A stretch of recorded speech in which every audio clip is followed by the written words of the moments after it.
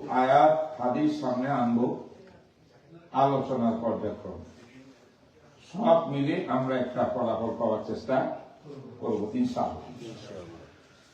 মোহতারাম হাজরিন, আগে কিছু কথা আমাদের বুঝতে হবে, তারপরে মূল বিষয় আমি আসবো। এক নম্বর কথা, আল্লাহ পাক রব্বুল আলামিন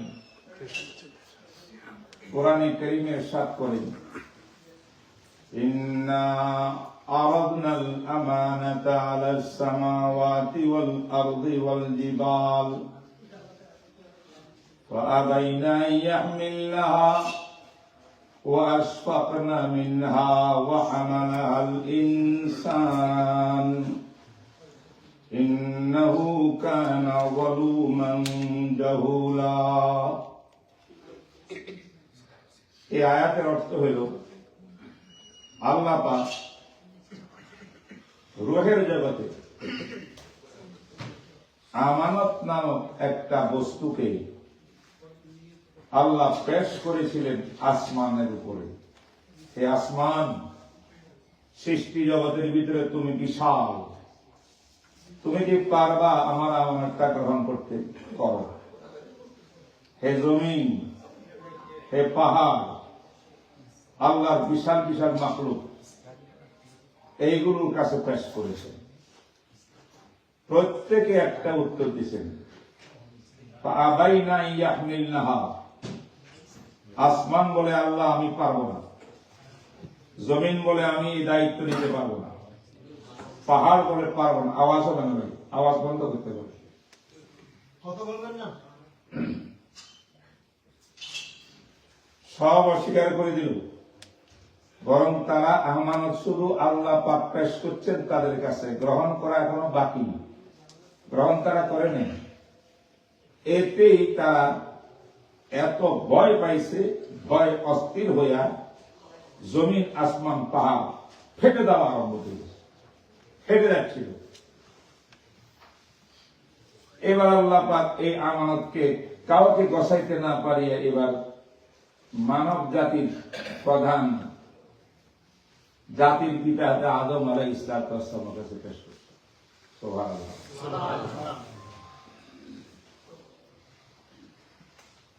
আদমকে বলছে, আদম আমার এই আমানতটা তুমি গ্রহণ করতে পারবা? আদম বলে, আল্লাহ আমানতটা কি আগে তো বুঝতে হবে, তারপরে না পারবো কি পারবো না চিন্তা করব। আল্লাহ বলেন আমানতটা হলো আত-তাআহ ওয়াল ফারাইদ আল্লাতী ফারাদাহা আল্লাহু আলাল ইবাদ। সেটা হলো আল্লাহর অনুকরণ, আল্লাহর হাকিমিয়ত, সার্বভৌমত্বকে স্বীকার করা, আল্লাহর বিধান মেনে চলা, আল্লাহ যাহা ফরজ করেছেন তাহা পালন করবে, যা নিষেধ করছেন তাহা বর্জন করবে। এটা একটা গুরুত্বপূর্ণ আমানত। আদম জিজ্ঞাসা করেন, আল্লাহ এটার ফলাফল কি? তাফসীরের কিতাবের মধ্যে আছে, ইমাম বাগাবী লিখেছেন, তাফসীর বাগাবী এবং তাফসীরে কুরতুবী। আপনারা জানেন কুরতুবা আন্দালুস স্পেনের 30 খণ্ডের কিতাব তাফসীরে কুরতুবী। সেই কিতাবে আছে, অনেক তাফসীরি কিতাবে আছে। রেফারেন্সে গেলে আমি সামনের কথা বেশি বলতে পারবো না। আদম যখন জিজ্ঞাসা করলো ফলাফল কি, আল্লাহ পাক বললেন, মান কাসসারা ফিহা ফাআলাইহি গারাম ওয়া মান ওয়াফফারা ফিহা ফালাহুল কারাম। সুবহানাল্লাহ। অর্থ বুঝছেন আপনারা? অর্থ বুঝাই। আল্লাহ পাক বলেন, আমি যে দায়িত্বটা দিলাম, আমার সার্বভৌমত্ব থাকবে পৃথিবীতে, আমার বিধান মেনে চলতে হবে। হুকুম হবে আমার, পালন করবে তোমরা। এই বিধান আমার অনুকরণ করণীয়, করবে, বর্জনীয়কে বর্জন করবে। এটার মধ্যে যে কেউ ত্রুটি করো, মানকাসারা, তাহলে সে জরিমানা দিতে হবে, শাস্তির উপযুক্ত হবে। আর যে ব্যক্তি আমার এই আমানতকে পুরা আদায় করবে, ফালাহুল কারামা, তার সম্মান পৃথিবীর মধ্যে সবচেয়ে বেশি হবে। কি বুঝলেন? আল্লাহু আকবার। আদম আলাইহিস সালাম বললেন, আল্লাহ, জিনিসটা বড় ভালো, ভয়ও লাগে, পূরণ করতে পারলে কারামত পাবো, সম্মান, ত্রুটি করলে আবার আযাবের মুখাপেক্ষী হব। আল্লাহ, আমি জানতে চাই এই আমানত গ্রহণ করলে আমানতকে আদায় করার তৌফিক আমি পাবো কিনা। আল্লাহ, আমি কি পারবো? এটা পারার জন্য কি শক্তি সামর্থ্য আল্লাহ আপনি দিবেন? আল্লাহ বলেন, হ্যাঁ, আমি তোমাকে সামর্থ্য দেব, শক্তি দেব, ব্রেন দেব, মস্তিষ্ক দেব, ভালো মন্দ বিচারের সে সুযোগ দেব, সব দেব। সে আমি বাধ্য করব না, অপশন দিব তোমাকে। সব বুঝে শুনে যদি এই আমানতের খেয়ানতের রাস্তায় চলো, তোমার জন্য জাহান্নামের আগুন অপেক্ষা করবে। আর এই আমানতকে রক্ষা করতে পারলে জান্নাতে তোমাকে ওয়েলকাম করা হবে। এখন অপশন থাকবে দুইটাই, আমি বাধ্য করব না কোন একটা করার জন্য, তবে করতে চাইলে সেই তাওহীদ, সেই সামর্থ্য আমি আল্লাহ দান করব। ওয়া হামালাহাল ইনসান, মানুষ হযরতে আদম, তিনি বলেন, আল্লাহ, আমি কবুল করলাম। সুবহানাল্লাহ। যে দায়িত্ব আসমান গ্রহণ করে নাই, যে দায়িত্ব জমিন গ্রহণ করতে পারে নাই, পাহাড় পর্বত পারে নাই, এত বড় বড় সৃষ্টি আল্লাহ, একজন ছোট মানুষ 3.5 হাত পথ, আদম একটু বেশি। এই আদম আলাইহিস সালাম বললেন, আল্লাহ, আমাকে দেন, আমি এটা গ্রহণ করলাম। কিন্তু আদম গ্রহণ করছেন যে বুঝিয়া না বুঝিয়া? বুঝিয়া। প্রশ্ন উত্তরে সব হয়েছে না কথা, যে আমানতটা কি, এটার ফলাফল কি, আবার এটা আমি আদায় করতে পারবো কিনা, বুঝতেছেন কিনা? গ্রহণ করছেন। আমার দিকে তাওয়াজ্জুহ হবে কিন্তু। তো আল্লাহ দিয়ে দিলেন আদমকে। আদম আলাইহিস সালাম জান্নাতে ঢুকলেন। ঢুকার পরে এই দায়িত্ব নিয়েই তো তাদের মধ্যে আদম ঢুকছে। আল্লাহ বললেন, উসকুনা, তুমি এবং তোমার স্ত্রী হাওয়া জান্নাতে থাকো, কুলা, খাও, হাইসু শি'তুমা, যাহা ইচ্ছা তাহা খাও, জান্নাতে ভ্রমণ করো। এটা করো করো করো, এটা দিস ইজ অর্ডার, এটা আল্লাহর নির্দেশ। তবে ওয়ালা তাকরাবা হাদিহিস শাজারাতা ফাতাকুনা মিনাজ জালিমিন, তবে ওই গাছ, এটার কাছে ধারেও যাইও না, গেলে বিপদে পড়বা।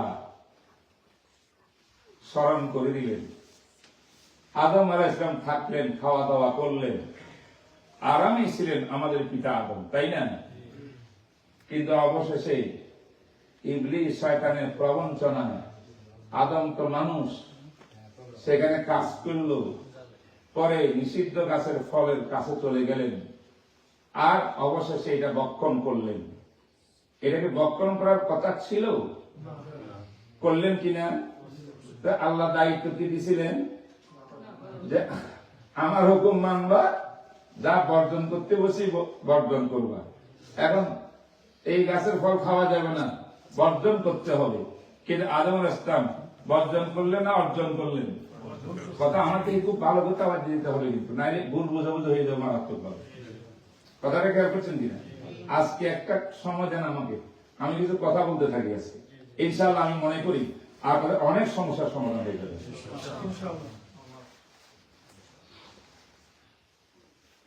এবার তার মানে আদম আলাইহিস সালাম জান্নাতে এই আমানত আদায় করার ভিতরে ত্রুটি হয়ে গেল আদম থেকে। আচ্ছা, এখন প্রশ্ন হলো, আদম কি ইচ্ছাকৃত ত্রুটি করছেন নাকি অনিচ্ছাই করছেন? আপনার রাস্তায় চলার পথে বড় একটা পাথর পড়ে রয়েছে, ইটা অন্ধকারে দেখেন নাই, পাও লাগছে পাথরের ভিতরে, উষ্টা খায়া উষ্টু খেয়ে ধাম করে পড়ে গেছেন রাস্তায়, পুলিশ ধরবে তো আপনাকে? জেলে দিবে? জরিমানা করবে? আর আপনাকে আসিয়া হাতটা বুলাইয়া বলবে সরি সরি সরি, আসো আসো। কারণ এটা তো ভুল, ভুলের জন্য শাস্তি নেই। আল্লাহ পাক এটা দেখাইলেন যে আদম জাতি যদি এই আমানত গ্রহণ করিয়া ভুল করে তার কি হবে, সেটাও আল্লাহ পাক দেখানোর উদ্দেশ্য আদমের কাহিনী দিয়া। আবার আদম আলাইহিস সালামকে তো আল্লাহ পাক সৃষ্টির সময় বলছেন, ইন্নী জাইলুন ফিল আরদি খলিফা, হে ফেরেশতারা, আমি আদম সৃষ্টি করতেছি জমিনের খলিফা, আমার প্রতিনিধি বানাইবার জন্য। তিনি জমিনে যাবেন, মানব জাতি গঠন হবে, মানব সমাজের ভিতরে আদম যাবে, যাইয়া আমার বিধিবিধান জমিনে বাস্তবায়ন করবে, করিয়া তিনি আমার খেলাফত, আল্লাহ আমি আল্লাহ, আমার সার্বভৌমত্ব, সব মালিক আমি আল্লাহ, আসমানের মালিক আমি আল্লাহ, জমিনের মালিক আমি আল্লাহ, চন্দ্রের মালিক আমি আল্লাহ, সূর্যের মালিক আমি আল্লাহ, নক্ষত্রের মালিক আমি আল্লাহ, মানুষ সৃষ্টি করেছি আমি আল্লাহ, অক্সিজেন আমি আল্লাহ, সব আমার, পৃথিবী আমার, তাই বিধান চলবে আমার, হুকুম চলবে আমার। এটাই তো সত্য কথা, এটাই তো বাস্তব। আল্লাহ পাক তার এই হুকুমকে বাস্তবায়ন করার জন্য যুগে যুগে নবী রাসূল পাঠাইছেন। তার মধ্যে এক নম্বর নবীর নাম হলো আদম আলাইহিস সালাম। তাহলে আদমকে জমিনে পাঠাবেন কিনা আল্লাহ পাক, এটা সৃষ্টির সময় সিদ্ধান্ত ছিল কিনা?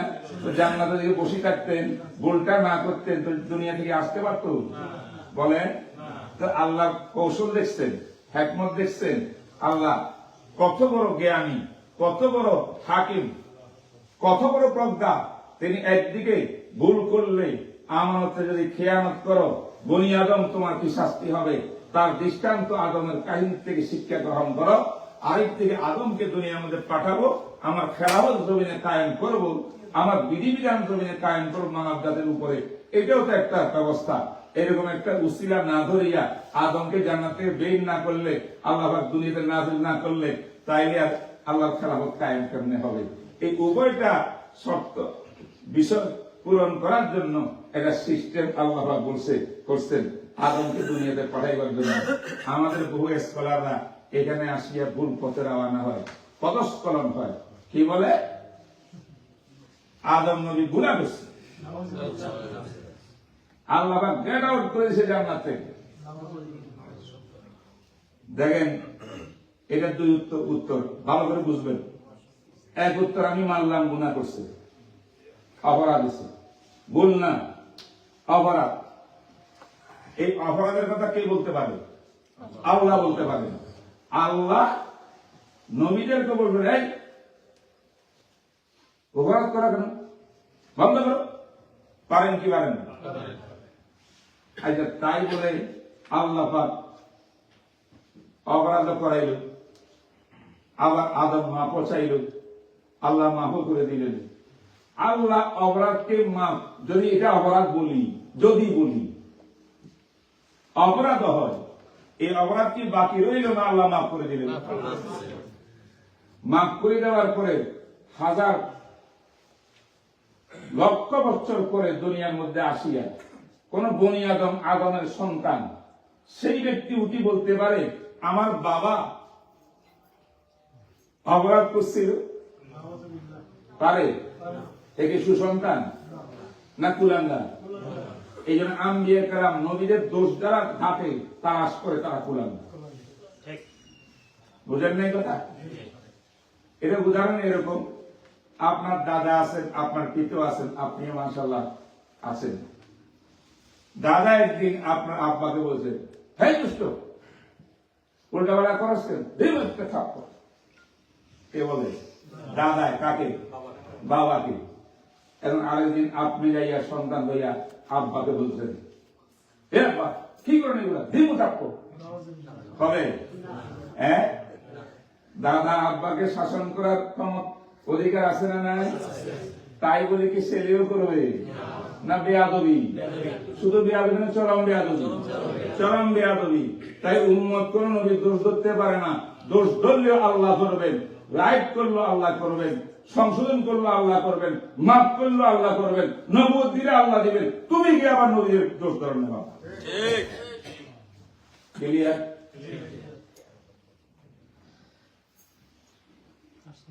এই জন্য আল্লাহ ইন্নাহু কানা যালুমান জাহুলা। আরে আদম দায়িত্ব তো কাঁধে নিয়ে নিল, কিন্তু যালুমান এত মহান দায়িত্ব নিয়ে নিজের উপরে অন্যায় করলো। 100% পারবে না, ভুলভ্রান্তি করবে। এই জন্য সে অন্যায় করলো, জুলুম করলো নিজের নফসের উপরে, নিজের সত্তার উপরে। যালুমান জাহুলান মানে সে অজ্ঞ, এলেম নাই, জ্ঞান নাই। তাহলে আল্লাহ জাহেল বললেন, আল্লাহ আবার জালেম বললেন। জালেম মানে কি? নিজের উপরে জুলুম করলাম। আমি যদি নামাজ না পড়ি আমি আমার উপরে জুলুম করলাম। আমি শিরিক করলে আমি আমার উপরে কি করলাম? জুলুম করলাম। আল্লাহ বলে মানুষ সে জালেমও, সে জাহেলও, তার না হইলে আসমান যেটা নিল না, জমিন নিল না, চন্দ্রসূর্য নিল না, পাহাড় নিল না, সে কেন দায়িত্বটা নিল? যে নিচে কেমনে জাহেল হইয়া জুলুম করিয়া। এইগুলা আল্লাহ পাকের ভাষা। এই ভাষা কি আমি বলতে পারি আদম জালেম, আদম জাহেল? আমাদের নবী জালেম নাউজুবিল্লাহ, নবী জাহেল বলতে পারি? প্রশ্নই আসে না। এইখানের মধ্যে একই কথা। আল্লাহ পাক যে ভাষা ব্যবহার করবেন নিজের বান্দার জন্য, চাহে তিনি নবী হোক না কেন, সেই ভাষা উম্মতে ব্যবহার করতে জাযাকুমুল্লাহ। একটা মাস্টার ধর্ম নাই, হয় নাই? কষ্ট হচ্ছে আপনাদের? কথা চলবে ইনশাআল্লাহ। এবার আসেন, এই আমানতটা কি বলেন তো? একটু আগে আমি তাফসীর থেকে আলোচনা করছি। আমানতের অর্থ হলো তাআহ আল ফারায়েজ আল্লাতী ফারাযাহা আল্লাহু আলাল ইবাদ। তাআ মানে অনুকরণ। তা মানে কি? কার অনুকরণ? বলেন বলেন। আল্লাহর অনুকরণ। ঠিক আছে। ফারায়েজ মানে কর্তব্য। আল্লাহ পাক বান্দার উপরে কর্তব্য আমাদের উপরে আছে না নাই? করণীয় আছে না? বর্জনীয় আছে না? এটা ফারায়েজ। জানা না করা ফরজ, এবং সুদ না খাওয়া ফরজ, ঘুষ না খাওয়া ফরজ, মদ না খাওয়া ফরজ, বেপরদা উলঙ্গ না করা ফরজ, নামাজ পড়া ফরজ, যাকাত দেওয়া ফরজ, হজ করা ফরজ, করণীয় ফরজ, বর্জনীয় ফরজ, বর্জনীয় বস্তু বর্জন করা ফরজ, অর্জনীয় বস্তু করা ফরজ। এই দায়িত্ব কার? আমাদেরকে আল্লাহ পাক দিয়েছেন। আদম আলাইহিস মাধ্যমে আল্লাহ পাক এই মহান আমানত আমার আর আপনার গাড়ি তুলে দিয়েছে। কিয়ামত পর্যন্ত মানুষ কিন্তু এই আমানত কাঁধের মধ্যে নিয়ে পৃথিবীতে বসবাস করে। ঠিক না? মুহতারাম হাজরিন, এই আল্লাহ পাকের বিধান করণীয় বর্জনীয় বস্তুগুলোকে আল্লাহ পাক কোরআনে বিভিন্ন ভাবে বলছেন। আল্লাহ বলেন, আল ইয়াউমা আকমালতু লাকুম দীনাকুম ওয়া আতমামতু আলাইকুম নি'মাতি ওয়া রাদিতু লাকুমুল ইসলাম দীনা। হে নবীর উম্মত মুহাম্মদুর রাসূলুল্লাহ সাল্লাল্লাহু আলাইহি ওয়াসাল্লামকে আমি দ্বীন ইসলাম দিয়েছি, দ্বীন ইসলাম দিয়েছি, নিয়ামত দিয়েছি, পরিপূর্ণ করে দিয়েছি, কোন অপূর্ণ রাখি নাই। কমপ্লিট দ্বীন ইসলাম মুহাম্মদ রাসূলকে দিয়েছি, এবং এই দ্বীনের উপরে, নবীর উপরে আমি আল্লাহ সন্তুষ্ট হয়ে গেলাম। আল্লাহর বিধানের বিভিন্ন স্তর আছে। আমার দিকে তাওয়াজ্জু, মনে কষ্ট নেবেন না। আমি একটু যেহেতু আজকে গুরুত্বপূর্ণ আলোচনা করছি, আপনাদের দিকে একটু এদিকে খেয়াল করে দেন, তাহলে আমার কথাগুলো হবে না। জাযাকুমুল্লাহ। অনেক অনেক ধন্যবাদ আপনাদেরকে। আজকে এটা সুযোগ পাইছি কিছু বলতে পারে। আল্লাহ পাকের বিধিবিধান 5 ভাগে বিভক্ত।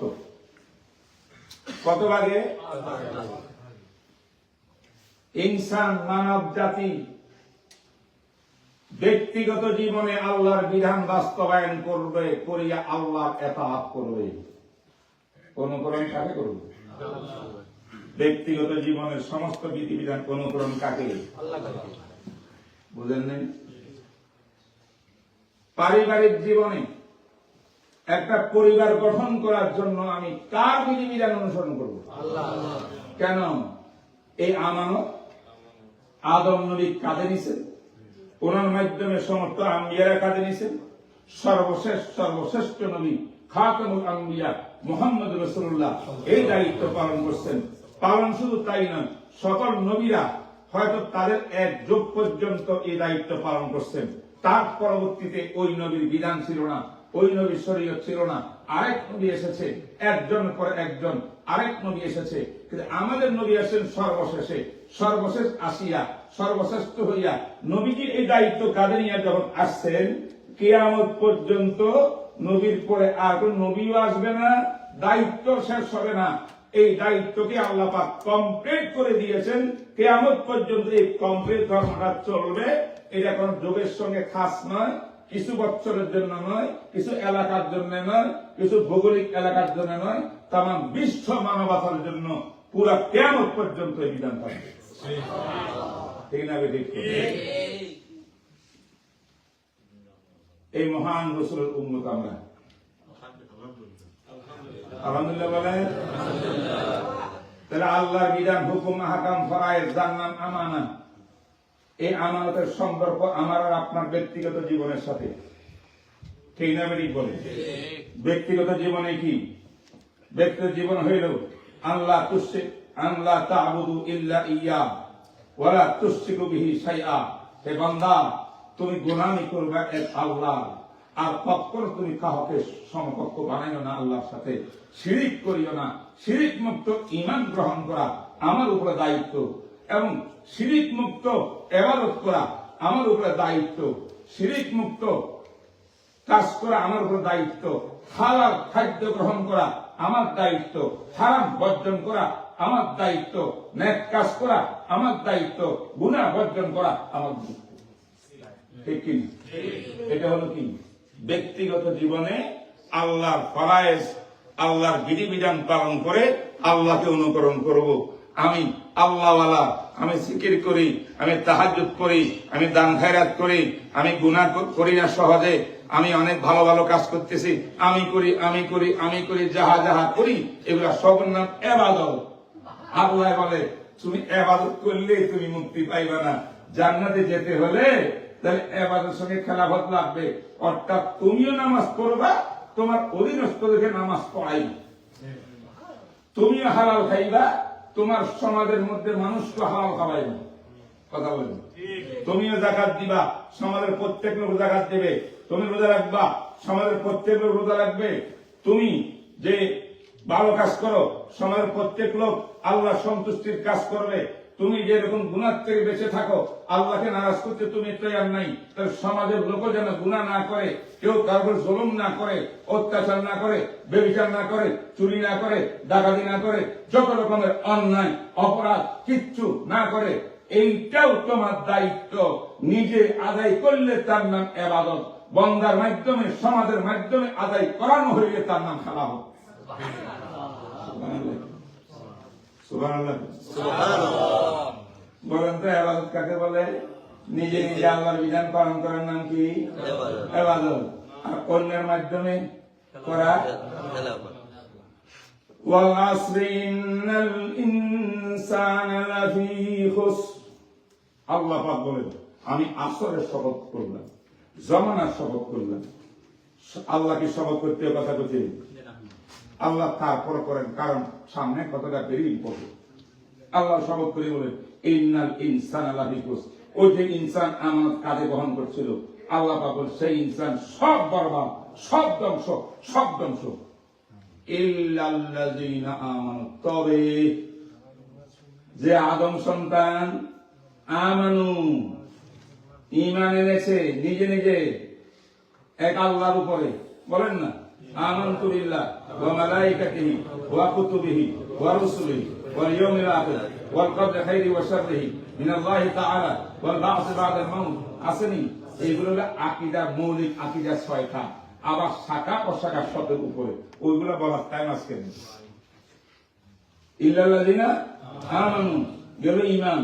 আমার আপনার ঈমান মনে করেন একদম ফ্রি ফ্রেশ ঈমান, আমি শিরিক টিরিক কিচ্ছু করি না, এক আল্লাহকে মানি সব ক্ষেত্রে, মাশাআল্লাহ ফার্স্ট ক্লাস। ওয়া আমিলুস সালিহাত, ঈমান আনলে তাওহীদের বিশ্বাসী হইলে চলবে না শুধু, এটা ভেরি ইম্পর্টেন্ট, কোনো সন্দেহ নাই। এর ঈমান অনুযায়ী তোমার আমল হইতে হবে। ঈমান আল্লাহ ইলাহা ইল্লাল্লাহ, আল্লাহ ছাড়া মাবুদ নাই। আমলের ভিতরে তুমি আল্লাহ ছাড়া গায়রুল্লাহকে মাবুদ বানাও, আছে না নাই? তাইলে ঈমানও আনতে হবে ভিউর, আমলও করতে হবে ভিউর, নেক আমল, ঠিক না বেঠিক বলেন? সেই ব্যক্তি, যে ব্যক্তি ঈমান আনলো এবং আমল করলো শরীয়তের বিধান মোতাবেক, মুহাম্মদুর রাসূলুল্লাহর সুন্নাহ মোতাবেক, আল্লাহ পাকের বিধান সবকিছু মানিয়া চললো, শিরকও করলো না, ইবাদতের মধ্যে কোনো ত্রুটি বিচ্যুতি নাই, ইল্লাল্লাযিনা আমানু ওয়া আমিলুস সালিহাত, সেও মুক্তি পাইল জাহান্নাম থেকে।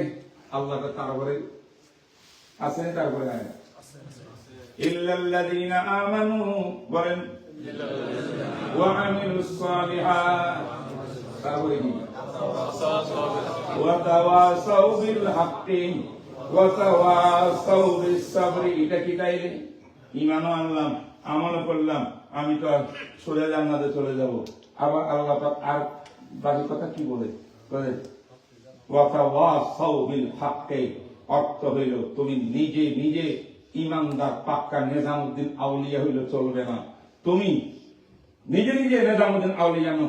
নিজামউদ্দিন আউলিয়া নিজে ভালো হচ্ছে না, কোটি কোটি লক্ষ লক্ষ মানুষকে আল্লাহ ভালো বানাইছে, ঠিক না বেটি? অতএব হকের দাওয়াত দিবা, হক প্রতিষ্ঠা করো তোমার সমাজে, হক প্রতিষ্ঠা করো তোমার পারিবারিক জীবনে, হক প্রতিষ্ঠা করো তোমার সামাজিক জীবনে, হক সত্য প্রতিষ্ঠা করো তোমার রাষ্ট্রীয় জীবনে, হক প্রতিষ্ঠা করো তোমার অর্থনৈতিক জীবনে, হক প্রতিষ্ঠা করো তোমার বিবাহ সাদীর জীবনে, হক প্রতিষ্ঠা করো তোমার সামাজিক জীবনে। প্রত্যেক ক্ষেত্রে যদি নাকি হক প্রতিষ্ঠা করো, নিজে তো আসো ভালো, সমস্যা নাই, সমাজের মধ্যে এটা প্রতিষ্ঠা করো, তাইলে তুমি জাহান্নাম থেকে মুক্তি পাইবা, এর আগে নয়। কথা বলেন না? মানে ওয়া তাওয়াসাউ বিল হাক্কি ওয়া তাওয়াসাউ বিস সাবরি, এরপর ধৈর্য ধারণ করতে হবে। সমাজের মধ্যে হকের পক্ষে কাজ করতে গেলে ইটা খাইতে হবে, জেল হবে, ফাঁসি হবে, জেল হবে, হবে কি হবে না? যত নির্যাতন হোক, খুবাইব রাদিয়াল্লাহু তাআলা আনহুর উপরে কাফের বেঈমানরা কি নির্যাতন চালাইছিল, হযরত সুমাইয়া রাদিয়াল্লাহু তাআলা আনহার লজ্জাস্থানে আঘাত করিয়া তাকে শহীদ করেছিল প্রথম শহীদা। আল্লাহু আকবার। খাব্বাবের উপরে কি করেছিল, বেলালে হাবশির উপরে কি করেছিল, অনেক নির্যাতন আসবে, সবর সবর সবর সবর, ইন্নাল্লাহা মা'আস সাবিরিন, আল্লাহ তোমার পক্ষে। তাইলে কি নিজে নিজে ঈমানদার আর আমলওয়ালা হয়ে চলবে না, আরো লাগবে? কি লাগবে? বুঝছেন কিনা?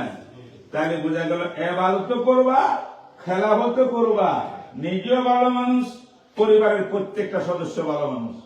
এক নম্বরে নিজের বিবি, কি বলে? নিজের বিবি ভালো হইতে হবে কিনা? জি, হ্যাঁ, কোন কঠিন না। কারণ আমরা বিয়ে করে কি দেখিয়া? সম্পদ দেখে, হ্যাঁ, সুন্দর দেখে। আর গুলো হোক না হোক, আল্লাহ রাসূল বলেন তুনকাহুল মারআতু লিআরবাঈন, চার কারণে মহিলা বিয়ে করবা। এক নম্বর হলে জামালেহা, সৌন্দর্য দেখবা, কারণ তোমার যদি পছন্দ না হয় তাহলে তুমি সংসার করতে পারবে না, মাঝ পথে বন্ধ হয়ে যাবে, খেটা হয়ে যাবে, ডিভোর্স হয়ে যাবে, কোন সমস্যা। ওয়ালে মালেহা, তার কাছে কিছু মাল সম্পদ থাকতে হবে যাতে তার নিজের চলার ব্যবস্থা থাকে, সম্পদ কিছু হইলে ভালো। আরেকটা কি, হাসাবেহা, বংশধর নারী বিবাহ করবা, বংশধর। একবার টোকাই টাকাই বিয়ে করিয়া তোমার ঘর আর পরিবারকে নষ্ট করিও না, বংশের একটা বড় মূল্য আছে। এবার 4 নম্বর দিনহা, দিনদারি দেখবা, তাকওয়া দেখবা, তাকওয়া দিনদারি দেখবা। রাসূল বলেন ফালস ফাল বেদাতি দিনে গুণ 4টা, 1 নম্বর সবচাইতে অগ্রাধিকার পাবে দিনওয়ালা তাকওয়াওয়ালা, সেই নাম তোমার জন্য। সুবহানাল্লাহ। কেন এত তাকিদ করলেন? তুমি একজন মুত্তাকি দিনদার নারী বিবাহ করতে পারো, তাহলে তোমার সংসারটা ধন্য হবে, সুন্দর হবে। এই সংসারে তোমার সন্তান আসবে দুনিয়াতে, যেই সন্তান মুত্তাকি নারীর গর্ভে ধারণ করবে। নিজামউদ্দিন আউলিয়ার মা গর্ভে ধারণ করিয়া কোরআনের হাফেজ হয়ে গেছে গর্ভের মধ্যে তাকিয়া, ঠিক না বেঠিক বলে? ইতিহাস শোনেন নাই আপনারা? তার মুত্তাকি নারী যদি হয়, তার সন্তানটা হবে আল্লাহওয়ালা, ছেলেটা হবে আল্লাহওয়ালা, মেয়ে হবে আল্লাহওয়ালা। সব যখন আল্লাহওয়ালা হবে, তখন আপনার পারিবারিক জীবনটা সুন্দর হবে। তাইলে বিবাহ করার দরকার আছে না নাই? দিনদার না দিনদার না? যেদিন আমরা এই হাদিস ভুলে গেছি, দিনদারিও থাকুক বা না থাকুক, বাকিগুলা থাকলে, মাল সম্পদ আর সৌন্দর্য থাকলে তাইলে বিবাহ শাদী করবো, নাইলে আর নাই। এরকম যেদিন থেকে করেছি, সেদিন থেকে আমাদের পারিবারিক শিষ্টাচার নষ্ট হয়ে গেছে। বলেন ঠিক না? হ্যাঁ, মুত্তাকি দিনদার স্ত্রীর ঘরে যে সন্তান আসবে, এই সন্তান ইনশাআল্লাহ এমন সুশিক্ষা, ইসলামী শিক্ষা পাবে বড় হইয়া। এই ইসলামী শিক্ষার দ্বারাই সে আল্লাহকে চিনবে, রসুলকে চিনবে, দিন চিনবে, ইসলাম চিনবে। সে জানবে আমাদের পিতা, আদি পিতা আদম আলাইহিস সালাম আল্লাহর পক্ষ থেকে আমার কাজের মধ্যে আনছিলেন, আমি সে আদমের সন্তান, সে দায়িত্ব আমারও। তাই আল্লাহর বিধান অমান্য করে জীবন চালানো যাবে না। আমার প্রত্যেক ক্ষেত্রে জীবনে আল্লাহর বিধানকে আমার মানতে হবে। এই কথা সন্তান বুঝবে কখন? তার মা যদি কি হয়।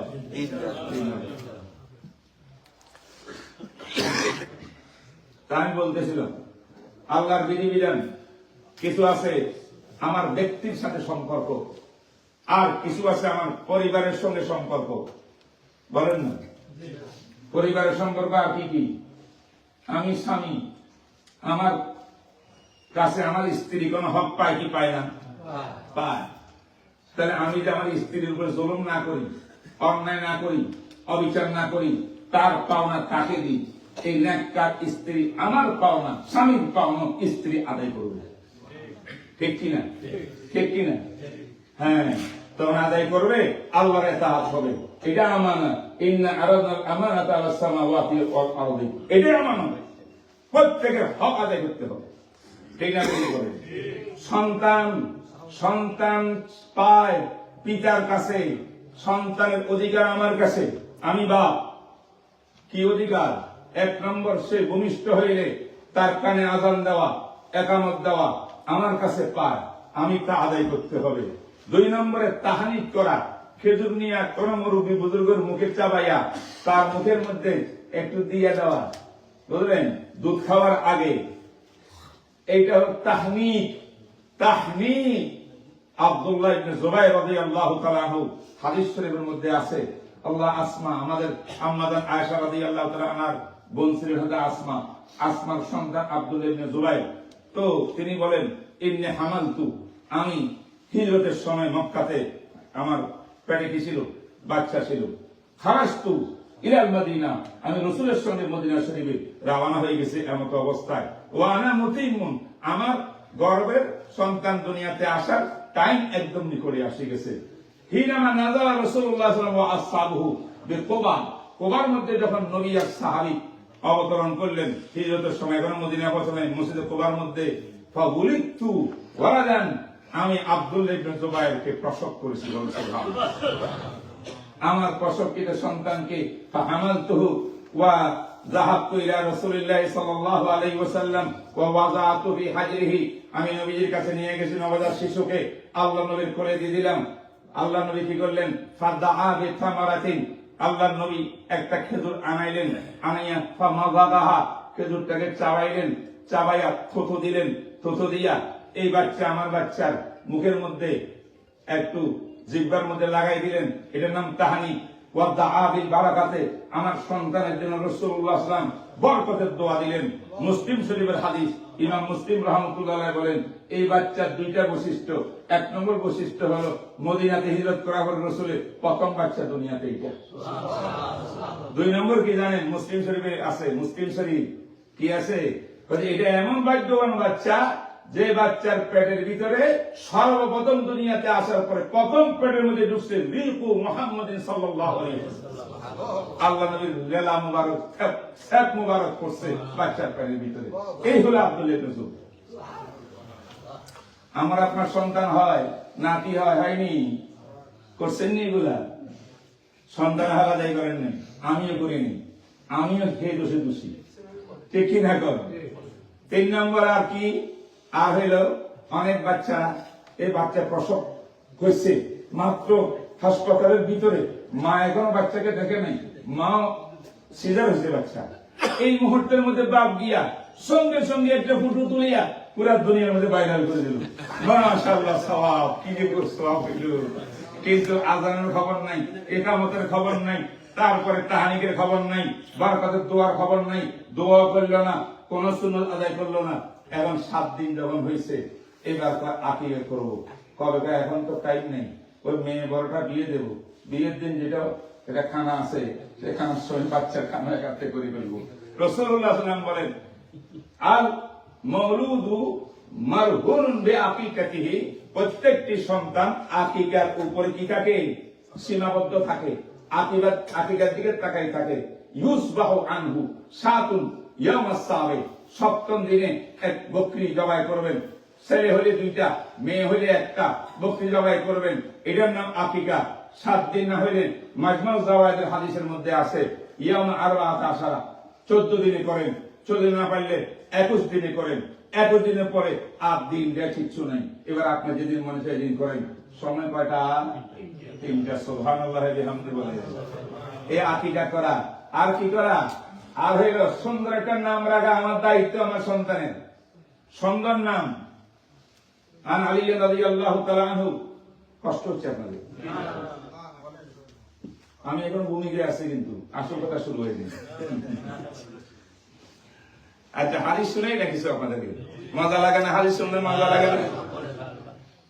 قال رسول الله صلى الله عليه وسلم إنكم تدعون يوم القيامة بأسمائكم وأسماء آبائكم। হে আমার উম্মতের দল, আল্লাহ পাক হাসরের ময়দানে তোমাদের নাম ধরিয়া ডাকবে, তোমাদের পিতার নাম ধরিয়া ডাকবে। ফাহাসসিনু আসমাআকুম, অতএব তোমরা তোমাদের আওলাদের সন্তানের সুন্দর সুন্দর নাম রাখো, যে নামের দ্বারা বোঝা যায় হে মুসলমানের সন্তান। ঠিক কিনা? এমন নাম আমাদের আছে, এই নামটা কি মুসলমানের না খ্রিস্টানের না ইহুদির না হিন্দুর? সব কমন, এরকম নাম আছে না? তাহলে এই সুন্দর সুন্দর নাম রাখা, আব্দুল্লাহ, আব্দুর রহমান, মুহাম্মদ, নবীর নাম, সাহাবার নাম, সুন্দর নাম, এটা রাখা, এটাও সন্তানের পাওনা। আমি পিতা এই সন্তানের পাওনা আদায় না করি, এই সন্তান যখন বড় হবে, এখন সে যাবে ক্লাবের দিকে, বয় গার্লফ্রেন্ড লইয়া যাবে, আর আপনি আসবেন মসজিদের ভিতরে। ঠিক না? ঠিক। সন্তান আপনার কথা শুনবে না। আল্লাহু আকবার। ওমর ইবনে খাত্তাব, কষ্ট হচ্ছে আপনাদের, ওমর ইবনে খাত্তাব রাদিয়াল্লাহু তাআলা আনহুর কাছে একজন সাহাবী আসছে, আসিয়া ওমর, আপনার দরবারে আমি একটা মুকদ্দমা দায়ের করতে আসছি, নালিশ। কার বিরুদ্ধে? আমার ছেলের বিরুদ্ধে। বাবার কোনদিন ছেলের বিরুদ্ধে নালিশ করেনি। ওমর, তুমি খলিফাতুল মুসলিমিন, তুমি আল্লাহর জমিনের ভিতরে আদল ইনসাফ প্রতিষ্ঠা করেছো, পৃথিবীর মধ্যে ইতিহাস। আমি একটা বৈষম্য দূর করতে চাই, এটা ইনসাফ চাই, সুবিচার চাই আমার সন্তান। কি হয়েছে করো নাকি? সে আমার কথা শুনে না, আমি যাই মসজিদের দিকে, সে যাই উল্টা দিকে। তাহলে বোঝা গেল সাহাবার জামানার ভিতরে এগুলো ছিল। এই মামলা আসছে, আমার চিন্তা করে না তো, খাইলের করুন একারণী রসুলের যুগ সর্বশ্রেষ্ঠ যুগ, তারপরে সাহাবায়ে কেরামের যুগ, তারপরে তাবিনের যুগ, সর্বশ্রেষ্ঠ যুগে তো সন্তান এরকম নাফরমান হওয়ার কথা না, অবাধ্য সন্তান হওয়ার কথা না। বলো নাকি? এদিকে আসো, তোমার ছেলের নাম কি? আরে দিকে আসো, আমার ছেলের নাম জল। কি নাম? জল। জিম আইন নাম জলুন। জলুন বুঝেন? 2 নম্বর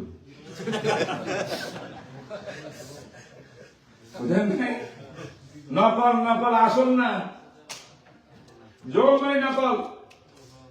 মিনহু জাআলা, মানে একটা জিনিস লবণ, এটাকে জাআলতুহু, আমি লবণটা কি বানিয়ে দিয়েছি? পানি বানিয়ে দিয়েছি। তাহলে জিনিস হলো লবণ, বানাইলাম কি? এটা আসলে পানি না লবণ?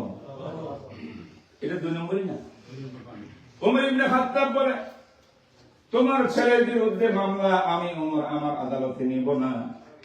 আমি যদি আদালতের মধ্যে বিচার নিই, তোমার বিরুদ্ধে আমার মামলা বলে। কারণ তুমি যখন তোমার সন্তানের হক আদায় করো নাই, ছোটবেলায় সুন্দরের নাম রাখা সুন্নত ছিল, আকিক করা সুন্নত ছিল, তাহনিক করা সুন্নত ছিল, দোয়া করা সুন্নত ছিল, বাচ্চাকে সত্যিকার কালচার শিক্ষা দেওয়া তোমার দায়িত্ব ছিল, সুশিক্ষা দেওয়া তোমার দায়িত্ব ছিল, তুমি কিছুই করো নাই। তাই এখন এই জন্য সন্তান তোমার অবাধ্য রয়েছে। আগে তোমার বিচার হোক, তারপরে সন্তানকে দেখবো। সুবহানাল্লাহ বলবেন।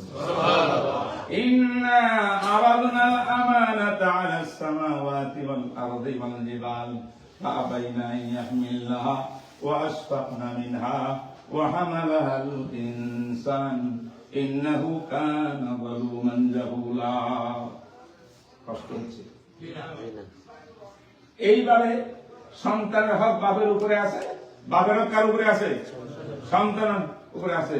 যেই পিতা মাতা সন্তানের হক আদায় করবে, সন্তানকে ইসলামী শিক্ষা দিবে, কোরআন শিক্ষা দিবে, আল্লাহ রসুল শিক্ষা দিবে এবং নামাজ শিক্ষা দিবে।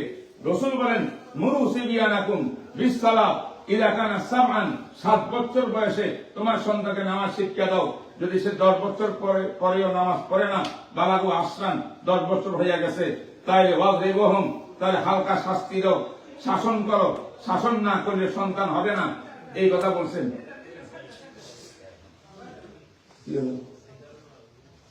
আমার দিকে খাওয়া দিন, ওই যে সিস্টেম, এখানে খাওয়া দাওয়া, এই বা এগুলা বন্ধ না করলে কথা হবে না।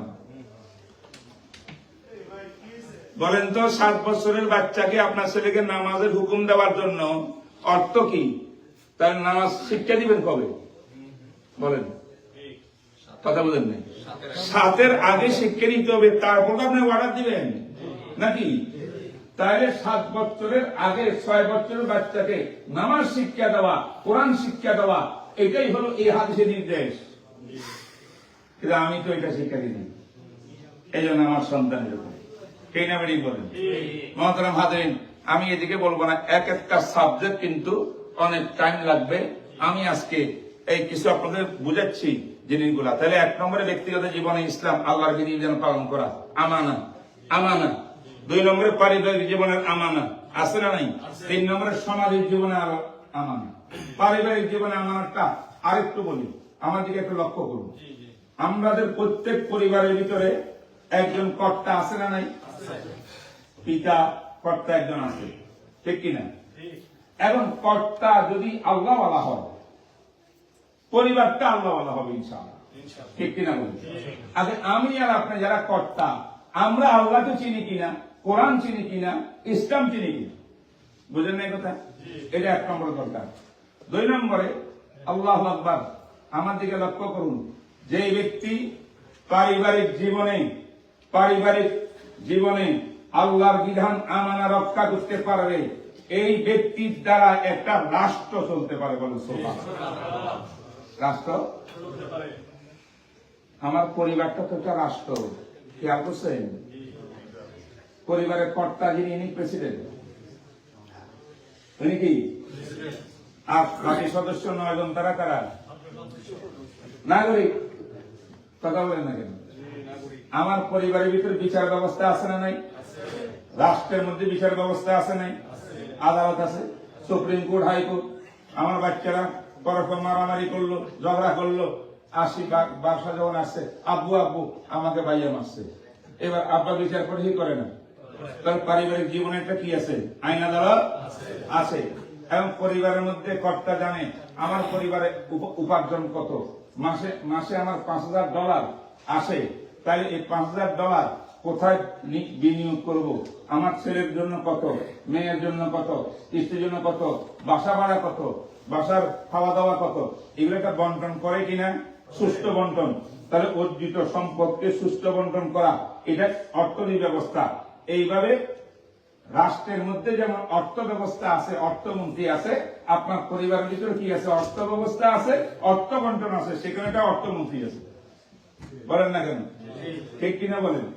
আল্লাহু আকবার। আমি আর কথা বলবো, একটা রাষ্ট্র চালাতে যত মন্ত্রণালয় থাকে, ছোট্ট একটা পারিবারিক রাষ্ট্র চালাতে তত মন্ত্রণালয় থাকে। যে ব্যক্তি আল্লাহর বিধান আমানা, ইন্না আরাদনাল আমানা, সে আমানত আল্লাহর বিধিবিধান হুবহু পারিবারিক জীবনে বাস্তবায়ন করতে পারলো, পুরা পরিবারের মধ্যে সব ক্ষেত্রে কেউ কাউকে জুলুম করলো না, প্রত্যেকের হক আদায় করলো, আল্লাহর আমানত রক্ষা করলো, এই পরিবার 10টা দিয়ে একটা সমাজ তৈরি হয়। একটা সমাজ তৈরি হইলে পরিবার যদি ইসলামীওয়ালা হয়ে যায়, আল্লাহওয়ালা হয়ে যায়, এই আল্লাহওয়ালা পরিবার 100-200টা দিয়া যে সমাজ হবে, সমাজও আল্লাহওয়ালা হবে। ঠিক কিনা বলুন? তাই সামাজিক জীবনে বিভিন্ন আছে, বিধবা মানুষের খোঁজ খবর নেওয়া, বিপদগ্রস্ত মানুষের সাহায্যে এগিয়ে আসা, তার জানাজার মধ্যে শরীক হওয়া, অসুস্থ মানুষ হলে তার পিছনে খেদমত করা, সেবা, অনেক কিছু। এটাও শরীয়তে আছে না নাই? আল্লাহর বিধান। এটার নাম কি? সামাজিক ব্যবস্থা। এরপরে আসেন অর্থনৈতিক ব্যবস্থা। অর্থনৈতিক ব্যবস্থা হলে আল্লাহ পাক কিয়ামতের ময়দানে 5টা প্রশ্ন করবে। এই প্রশ্নগুলোর উত্তর দেওয়া ছাড়া 1 ইঞ্চি পরিমাণ শরীর পাওকে এদিক সেদিক সরানো। তার মধ্যে একটা কি? আন মালিহি মিন আইনা ইকতাসাবতা বা ইকতাসাবা ওয়া ফিমা আনফাকা। তোমার অর্থ, তুমি কোন রাস্তা দিয়ে অর্থ ইনকাম করছো, সেটা হালাল নাকি হারাম, সেটাকে আল্লাহ পছন্দ করেন নাকি অপছন্দ করেন, বৈধ নাকি অবৈধ, এটা কিয়ামতের ময়দানে প্রশ্ন হবে কি হবে না? জোরে জোরে জোরে। আমি জানি আপনাদের কষ্ট হইতেছে, কিন্তু কিছু করার নাই। আজকে আলোচনা শুরু করছি, এটা একটু কমপ্লিট করে যাচ্ছি আমি, তা আগ্রহ করি। ঠিক আছে কিনা বলুন? তাই এই অর্থ ব্যবস্থার এবার প্রশ্ন আছে না নাই? ফিমা আনফাকা, অর্থ ইনকাম করলেন কোন পথে, আবার এই অর্থ খরচ করলেন কোন কোন পথে, সেটা বৈধ কিনা, আল্লাহর পছন্দের কিনা, এটাও আল্লাহ পাক হিসাব নিকাশ করবেন। তাহলে অর্থ ব্যবস্থার মধ্যে আল্লাহ পাকের বিধিবিধান আছে না নাই? এবার প্রশ্ন হল, রাজনীতি ব্যবস্থার মধ্যে আল্লাহর বিধিবিধান আছে কি? রাজনীতি কাকে বলে? রাষ্ট্রনীতি কাকে বলে? এই ব্যাপারে রাজনীতির সঙ্গে ইসলামের কোন সম্পর্ক আছে না নেই? এটা হলো আজকের মূল আলোচ্য বিষয়। আল্লাহ বলেন, ইয়া আইয়ুহাল্লাযীনা আমানু দুখুলু ফিস-সিলমি কাফা। কি বলে? হে ঈমানদারেরা, ইসলামের মধ্যে প্রবেশ করো পরিপূর্ণ ইসলামে। ব্যক্তিগত জীবনও তোমার ইসলাম, আমানা। পারিবারিক জীবনে ইসলাম, এটার নাম আমানা। সামাজিক জীবনে ইসলাম, এটার নাম আমানা। বিবাহ শাদীর মধ্যে ইসলাম, এটার নাম আমানা। অর্থ ব্যবস্থার মধ্যে ইসলাম, এটার নাম আমানা। শিক্ষা ব্যবস্থার মধ্যে আল্লাহর বিধান, এটার নাম আমানা। এমনকি রাজনীতির ক্ষেত্রে এটার নাম আমানা। রাষ্ট্র কায়েমের ক্ষেত্রে এটার নাম আমানা। ঠিক কিনা? ঠিক কিনা? যারা ইউরোপ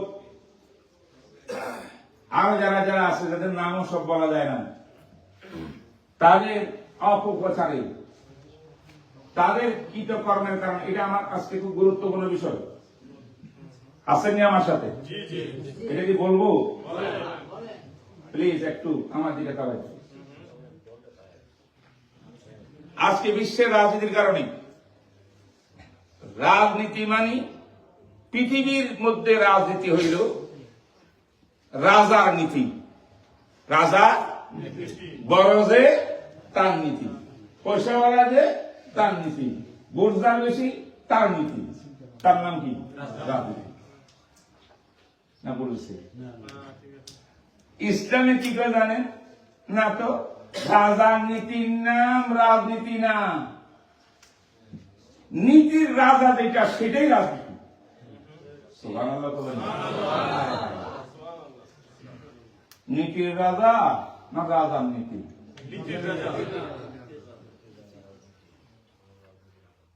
ওই যে রাজহাঁস আছে না? রাজহাঁস অর্থ কি? রাজার হাঁস। কি বলেন না কেন? এই যে বেড়াই গেলেন আপনারা। রাজার হাঁস না হাঁসের রাজা? রাজনীতি নীতির রাজা। সুবহানাল্লাহ। নীতির রাজা কি? একটা হলো লাঠি যার ছাগল তার, জোর যার রাজ্য তার। বুঝলেন না? হামচমান লঙ্গরে নিস, আমার সামনে কেউ নেই। এটা হলো গান্দা পচা রাজনীতি। যে ক্ষমতার বলে দুর্বলের প্রতি জুলুম করে, এদিনের হক নষ্ট করে, জনগণের হক নষ্ট করে, জুলুম করে জুলুম হয়, নষ্ট করে, ইনসাফ নাই, মারাত্মক সন্ত্রাসী সরকার প্রধানের দল করে, পুলিশে গ্রেফতার করলে হেলো একটা আসলে বেকুসুর খালাস হয় কি হয় না? জি। আর একদম অসহায় নিরপরাধ তাকে তার নামে ডুবে দিচ্ছে। আছে না নাই? এটা নাম রাজনীতি বর্তমান পৃথিবীতে চলে। কিন্তু মুহাম্মদুর রাসূলুল্লাহ সাল্লাল্লাহু আলাইহি ওয়াসাল্লাম সমস্ত আম্বিয়া কেরাম দুই একজন ছাড়া সমস্ত নবীরা রাজনীতি করছেন। তাদের রাজনীতি হল নো। রাজনীতির অর্থ হইল সমাজের মধ্যে সুবিচার কায়েম করা, অবিচার দুর্নীতি দমন করা। এটার নাম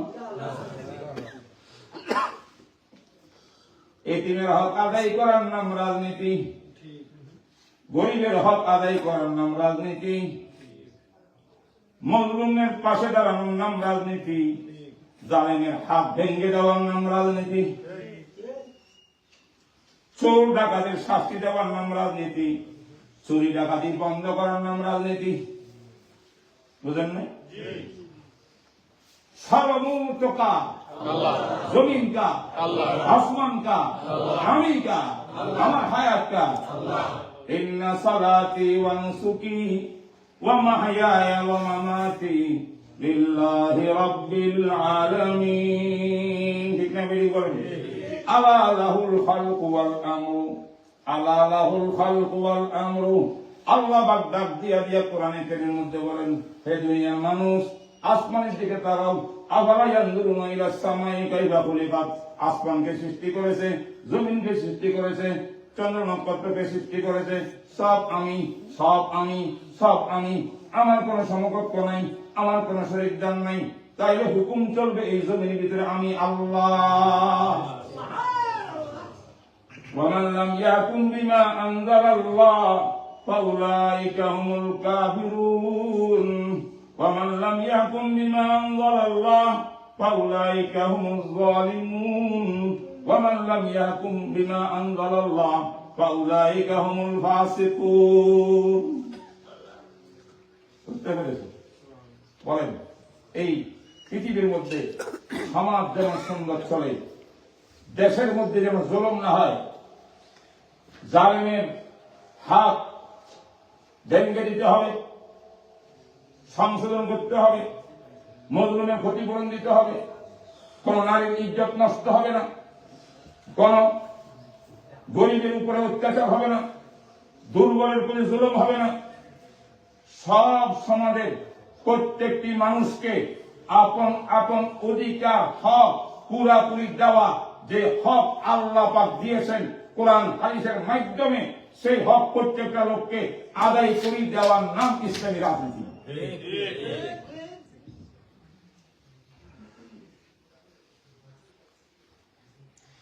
আল্লাহ বলেন এটার নাম উদখুলু ফিস-সিলমি কাফা, পরিপূর্ণ ইসলাম। নামাজে পড়েন কার কথা? কার বিধান অনুযায়ী? যাকাত, হজ, রোজা, বিবাহ শাদী, ঠিক কিনা? কোরআন তেলাওয়াত। রাজনীতি করবো আব্রাহাম লিঙ্কনের পিছনে, রাজনীতি আব্রাহাম লিঙ্কনের, লেনিন, মাও সেতুং। রাষ্ট্রের সংবিধান হবে, বুঝলেন না? রাষ্ট্র চলবে কার বিধান অনুযায়ী? রাষ্ট্রটা কার? ইন্নী জাইলুন ফিল আরদি খলিফা। আল্লাহ পাক রব্বুল আলামিন বলেন, ইন মাক্কান্নাহুম বিল আরদি আকামুস সালাতা ওয়া আতাউয যাকাত ওয়া আমারু বিল মারুফি ওয়া নাহাউ আনিল মুনকার। আমি যদি আমার বান্দাদেরকে ইসলামী রাষ্ট্রের ক্ষমতা দিয়ে দিই, তারা কি করবে জানেন? তাদের কাজ কি হবে? রাষ্ট্রপ্রধান হইয়া তারা নামাজ কায়েম করবে, আল্লাহু আকবার, যাকাত আদায় সিস্টেম করবে, আল্লাহর গোলামি বন্দেগী করাবে সমাজের মধ্যে, আর আমারু বিল মারুফ, নেক কাজের নির্দেশ দিবে, নিজে নেক কাজ করবে, সমাজের লোককে নেক কাজ করাবে। কথা বলেন ঠিক? নিজেও গুনাহ থেকে বাঁচবে, সমাজের মানুষকে গুনাহ থেকে বাঁচাবে, নিজে জুলুম করবে না, সমাজের মানুষকে জুলুম করতে দিবে না। তার নাম কি? রাজনীতি। আছে না নাই কোরআনে? আছে না নাই কোরআনে? আলা লাহুল খালকু ওয়াল আমরু। আল্লাহ পাক বলেন, সৃষ্টি জগৎ যদি আমার, আল আমরু বিধান চলবে আমি আল্লাহ। বিধান কার? আল্লাহ চলবে। যে ব্যক্তি হাকিমিয়ত কই থাকে, কি বলে? হাকিমিয়ত, সার্বভৌমত্ব আল্লাহ, সার্বভৌমত্ব একমাত্র আল্লাহ, কারো ক্ষমতা নাই আল্লাহর বিধানের বাইরে যাওয়ার। যে ব্যক্তি আল্লাহর বিধানের বাইরে গিয়া, বিধান লঙ্ঘন করিয়া, নিজে অন্য প্রভুত্বের গোলামি করিয়া রাষ্ট্র চালায় এবং সংবিধান করে এবং দেশ চালায়, সেই ব্যক্তি আল্লাহর সঙ্গে বগাবত করছে, বিদ্রোহ করছে, সেইটা মুসলমান হইতে পারে না, পাক্কা মুসলমান হবে না, দিন কমপ্লিট হবে না তার। এই জন্য তার জন্য ওই আমল রক্ষা করে নাই। আমল রক্ষা না করলে তার জন্য আযাব, তার জন্য জাহান্নাম। আমল রক্ষা করার হইলে তার জন্য জান্নাত। কথাটা কি কোরআন হাদিসে আলোচনা বুঝছেন? জনাবে রাসূলুল্লাহ সাল্লাল্লাহু আলাইহি ওয়াসাল্লাম কি বলেন? কানাত বনু ইসরাঈল তাসুসুহুমুল আম্বিয়া। কথাটা বড় গুরুত্ব। কি বলছেন? সকল বনি ইসরাইলের জাতি, ইসরাইল জাতি 40 স্তর পর্যন্ত তাদের বংশ থেকে নবী রাসূল আসছে। বুঝলেন না? এর তাসুসুহুমুল আম্বিয়া, এদের লিডারই করছে, বনি ইসরাইল লিডারই করছে সকল নবীগণ। রাষ্ট্র চালাচ্ছে কে? নবীগণ। তাহলে রাষ্ট্র কার? আল্লাহ। নবীগণ রাষ্ট্র প্রধান হইলেন, তো নবীগণ কি? আল্লাহ খলিফা। সুবহানাল্লাহ। কার খলিফা? আল্লাহ। ইন্নী জাইলুন ফিল আরদি খলিফা। প্রতিনিধি, আল্লাহর প্রতিনিধি, আল্লাহর জমিন কায়েম করার জন্য আল্লাহ পাক সমস্ত নবীদেরকে দায়িত্ব দিয়েছেন। এই হাদিসে আছে, বনি ইসরাইলের প্রত্যেকটা জাতিকে কিয়াদত করছেন, সিয়াদত করছেন, লিডারি করছেন, পথ দেখাইছেন, দেশ চালাইছেন, আল্লাহর বিধান তাদের মধ্যে বাস্তবায়ন করেছেন। কারা? নবীরা। কুল্লামা হালাকা নবিয়্যুন, একজন নবী আসিয়া রাষ্ট্র কায়েম করলেন, রাষ্ট্র চালাচ্ছেন আল্লাহর বিধান মোতাবেক। সেই নবী মুসা নবী দুনিয়া থেকে চলে গেলেন। চলে যাওয়ার পরে কি? আলাম্মা হালাকা নবিয়্যুন আয় মাতা নবিয়্যুন, তাইলে যা নবিয়্যুন আখার খালাফাউ নবিয়্যুন আখার, সেই নবীর স্তরে বিশেষত আরেকজন নবী আল্লাহ দুনিয়াতে পাঠাইছেন। ঠিক না? এই জন্য পরস্পর নবীদের করে নবী, নবীর করে নবী, নবীর করে নবী, নবীদের মাধ্যমে রাষ্ট্র পরিচালনা করছেন, আল্লাহর খেলাফত জমিনে কায়েম করছেন। একটু ধৈর্য ধরেন, কথা বলে ভালো করে শুনেন। ধৈর্য আছেন? তাহলে বনি ইসরাইলের নবীরা কি করছেন? খেলাফত কায়েম করছেন। প্রত্যেক নবী, একজন নবী চলে গেছেন খলিফা, আরেকজন নবী, উনি চলে গেছেন, আরেকজন নবী আসছেন। এবার নবীজি কি? আমাদের নবী। তা আমিও তো নবী, আমিও তো আল্লাহর খলিফা। সুবহানাল্লাহ। আমি আল্লাহর বিধানে জমিনে বাস্তবায়ন করেছি। দিন ইসলামকে কমপ্লিট করেছি। দিন ইসলাম ব্যক্তিগত জীবনে কমপ্লিট, পারিবারিক জীবনে কমপ্লিট, সামাজিক জীবনে কমপ্লিট, রাষ্ট্রীয় জীবনে কমপ্লিট, আন্তর্জাতিক জীবনে কমপ্লিট। অর্থনৈতিক জীবনে কমপ্লিট, শিক্ষা জীবনে কমপ্লিট, সব ব্যাপারে এমন কোন মানব জাতির বিষয় নাই যে বিষয়টা আল্লাহ পাক কোরআনে নাযিল করবেন, সব কমপ্লিট। এইগুলো আল্লাহ কয় কি, লাকাদ কানা লাকুম ফি রাসূলিল্লাহি উসওয়াতুন হাসানাহ। আল্লাহ পাক বলেন, হে দুনিয়ার মানুষ, তোমাদের জন্য আমি নবী মুহাম্মদ রাসূলকে মডেল বানাইছি। আমার নবীর দিকে তাকাও, আমার নবীর ব্যক্তি জীবনে ইসলাম আছে না নাই? আমার নবীর পারিবারিক জীবনে ইসলাম আছে না নাই? সামাজিক জীবনে ইসলাম আছে না নাই? শিক্ষা জীবনে ইসলাম আছে না নাই? রাষ্ট্রীয় জীবনে ইসলাম নেই। নবীর যুগে রাষ্ট্রপ্রধান কি আবু জাহেল ছিল? জি, আব্রাহাম লিঙ্কন। কে চালাইছে রাষ্ট্র? আল্লাহু আকবার। মুহাম্মদুর রাসূলুল্লাহ সাল্লাল্লাহু আলাইহি ওয়াসাল্লাম মসজিদে নববীতে কেন্দ্র বানিয়েছেন, ইসলামী রাষ্ট্রের কেন্দ্র। সেই কেন্দ্রের ভিতরে আল্লাহর নবী রাষ্ট্র চালাইছেন। রাষ্ট্র চালাইতে গিয়া আল্লাহু আকবার 53টা ধারা রসুলে লেখাইয়া মদিনার সনদ তৈরি করেছে। মদিনার সনদ নাম শুনছেন? মদিনার সনদ। আমাদের নেতারা মাঝে মধ্যে আমরা মদিনার সনদ বাস্তবায়ন করব। মদিনার সনদ কত? 53 ধারা। আল্লাহু আকবার বলবেন না? আল্লাহ বলবেন না? একটা মনে রাখবেন, পৃথিবীর ইতিহাসে বিশ্বের রাজা বাদশাদের দেশ পরিচালক যারা যারা ছিল, যুগে যুগে হাজার হাজার বছর পূর্বে, পরে, আগে, পরে, সমস্ত দুনিয়ার বাদশাদেরকে রাষ্ট্র পরিচালনার সত্যিকারের সংবিধান রচনা করে লিখিত আকারে প্রথম পেশ করছেন তিনি মুহাম্মদুর রাসূলুল্লাহ।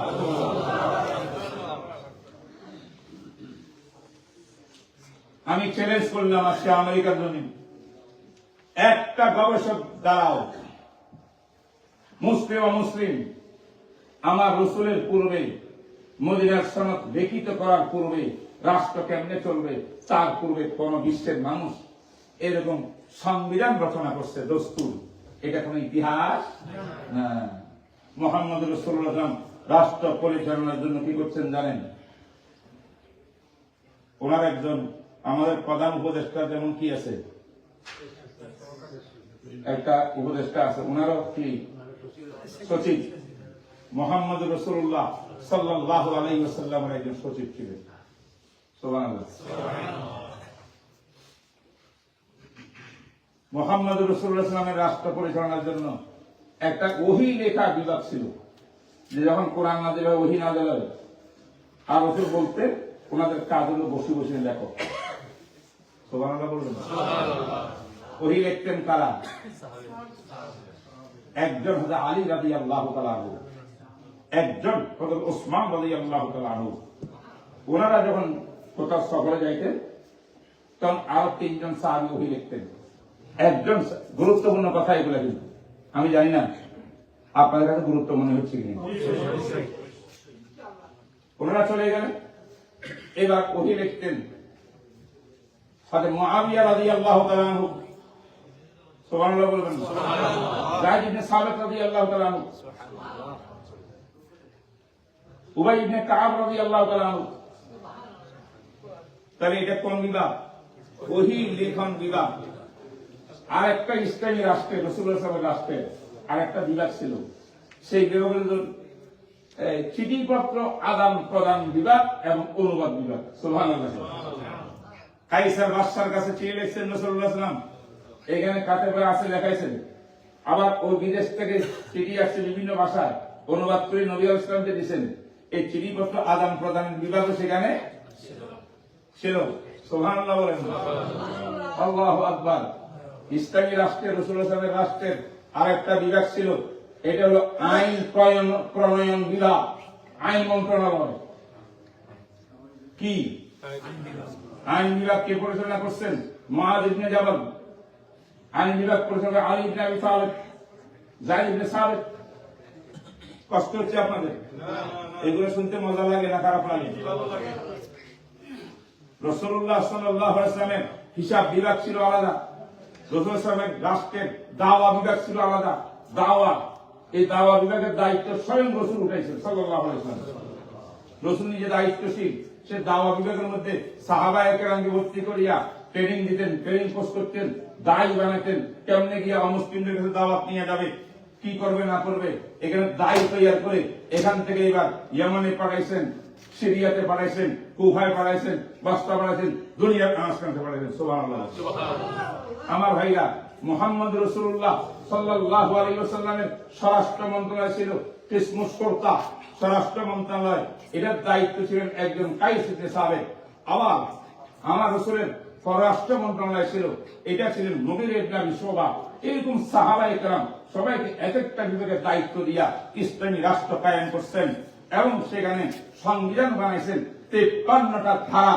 53 ধারার 1 নম্বর ধারা হইল এই জমিনের মধ্যে হাকিমিয়ত, সার্বভৌমত্ব কার?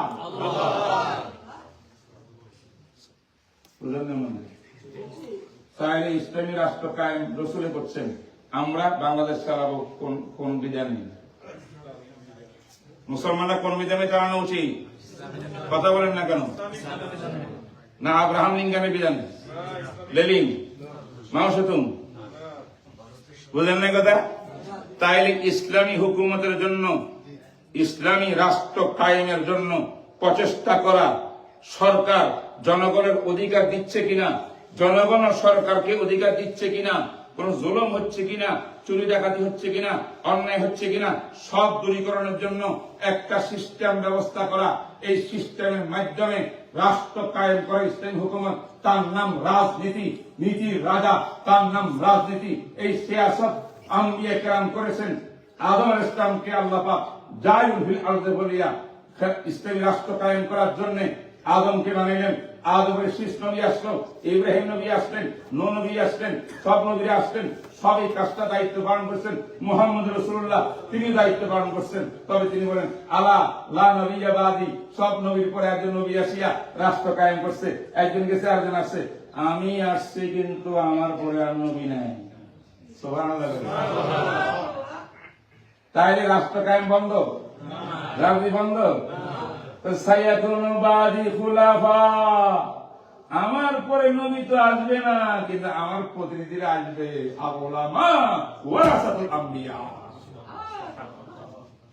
আমার পরে কি আসবে? আমার প্রতিনিধি কারা কারা? উলামা। উলামা এদেরকে সমর্থন করবেন সব প্রকারের মুসলমানরা। তাইলে আমি যেমন করে রাষ্ট্র চালাইছি, আমি যেভাবে কাফেরদের সঙ্গে যে যে শর্তে আমি লড়াই করছি, আবার যে শর্তটাকে বুকের মধ্যে লাগাইছি, এবং আমার ইসলামী হুকুমতের মধ্যে একজন খ্রিস্টান তার অধিকার 100% সুরক্ষিত, একজন ইহুদি তার অধিকার সুরক্ষিত, একজন হিন্দু অমুসলিম তার অধিকার সংরক্ষিত। কি বলেন আপনারা? আমার রাসূলের রাষ্ট্রীয় জীবনের মধ্যে কোন সময় কোন বিধর্মীর জন্য কোন অন্যায় অবিচার হয়েছে তার প্রমাণ আছে? ইসলামী হুকুমত যদি আমার দেশের মধ্যে কায়েম হয়, আল্লাহর কসম কোন বিধর্মীর জন্য কোন কিনে ভয় নাই। ঠিক না? আমি ঠিক করেন, এটার নাম কি? ইসলামী রাজনীতি। এই রাজনীতি ধারা বাসিয়ে কোথায় যাবেন? আমরা ইসলামী রাষ্ট্র কায়েম করব। আমার একটু সর্বশেষ কথা, আমার মনে হয় আমার টাইম অনেক হয়ে গেছে। আমাদের প্রিন্সিপাল সাহেব আমাকে ওয়ার্নিং দিচ্ছেন, আমি শেষ করতেছি কথা। খেলাফত কাকে বলে জানেন? অন্যের মাধ্যমে আল্লাহর বিধান পালন করা। বলছিলেন একটু আগে, নিজে নিজে আবাদ করার নাম কি? আল্লাহ বিধান নাম ইবাদত। খেলাফতের অন্যের মাধ্যমে মানো, তুমিও আল্লাহকে মানো, ঠিক কিনা? অন্যের মাধ্যমে শরীয়ত মানাইবার দুইটা পদ্ধতি আছে। আমি দৃষ্টি আকর্ষণ করতেছি আপনার। আমি আসলে আমেরিকাতে আসলে এরকম বায়ান প্রণয়ন করি না এই বিষয়ের উপর, কঠিন ওলামায়ে কেরামকে জিজ্ঞাসা করে ভালো করে। খেলাফতের কয় স্তর? 2 স্তর। একটা স্তর হইল মায়া মহব্বতের দাওয়াত তাবলীগের মাধ্যমে, ওয়াজ নসিহতের মাধ্যমে, আখিরাতের ভয় দেখাইয়া, আল্লাহ আযাব গজবের ভয় দেখাইয়া, জাহান্নামের ভয় দেখাইয়া, জান্নাতের সুসংবাদ শুনাইয়া শুনাইয়া তাদেরকে সঠিক রাস্তার দিকে আনা। এটা হলো খেলাফতের প্রথম স্তর। বুঝলেন? যারা এইভাবে সঠিক পথে আসবে না, তারা দাঁড়াই যাবে আপনার মোকাবেলা করার জন্য। আপনাকে জমিনে কথা বলতে দিবে না, আপনার কণ্ঠ ধরে রাখবে, জায়গা দিবে না, অস্ত্র নিয়ে আসবে। তখন আল্লাহ কয় তাইলে তো ওই রাস্তা আরেকটা দেখতে দিবে। কুকুরের জন্য মগরের জন্য। বুঝলেন নাই কথা? সব কথা খুলিও বলা যায় না, ঠিক কিনা? কর লাগবে না এটা, সেটার নাম কি? খেলাফত। এখন বাংলাদেশের ভিতরে আপনার খেলাফত বাস্তবায়ন করতে না যাইয়া রাজনীতি করেন কেন? ভোট করেন কেন? ভোট তো গণতন্ত্র, গণতন্ত্র কুহুরি মতবাদ, শুনেন নাই? গণতন্ত্র কি? কুহুরি মতবাদ।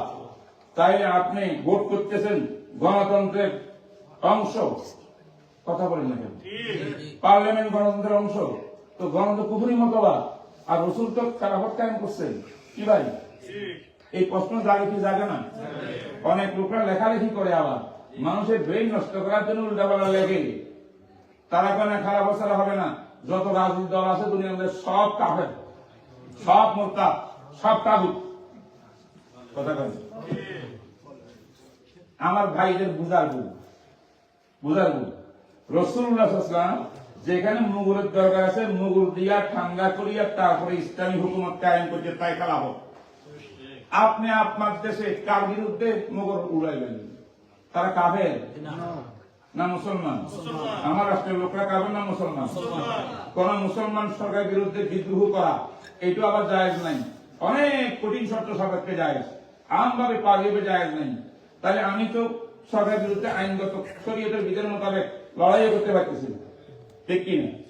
আবার নির্বাচনও করতে পারবো না, কেন? গণতন্ত্র কুহুরি মতবাদ। নির্বাচনও করবেন না, রাজনীতিও করবেন না, আবার সরকারের বিরুদ্ধে বিদ্রোহ করতে পারবেন না। সরকার যেটা বানাইছেন এটা কে আমার পর্যন্ত থাকবো, এবার ইসলাম হুকুমত আইনও করতে। কথা বলেন না কেন? না বুঝেন নাই? না বুঝতে কষ্ট হয়েছে? চাইলে ওই নবী আলাইহিস সালামের যুগে যা যা ছিল সেটাই হলো আসলে খেলাফত, কিন্তু বর্তমানে আমার দেশের ভিতরে খেলাফতের ব্যবস্থা নাই। তাই গণতন্ত্রের কিছু জিনিস নিতে হবে। কোন জিনিস? যে জিনিস কুফরি মতবাদ নয়। গণতন্ত্র সব কি নয় বলেন, একটু বলেন। সব গণতন্ত্রের অনেক বিষয় আছে। বাক স্বাধীনতা, আমি যে কোনো কথা বলার অধিকার, কি বলেন? জনগণের কথা বলার অধিকার গণতন্ত্রের দাবি কিনা? আর আমার রসুলের সংবিধানের ভিতরে যে কোন জনগণ রাষ্ট্র প্রধানের বিরুদ্ধে কথা বলতে পারতো কি পারত না? ওমর ইবনে খাত্তাবের মিম্বরে খুতবা বন্ধ হয়েছে।